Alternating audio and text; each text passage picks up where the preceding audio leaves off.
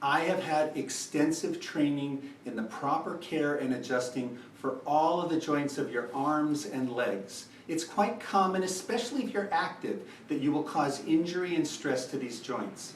If you work at a computer, you may also have joint problems in the elbows and wrists from having a mouse and a keyboard. I have special training on how to test and adjust all of these joints and how to balance the muscles that support them.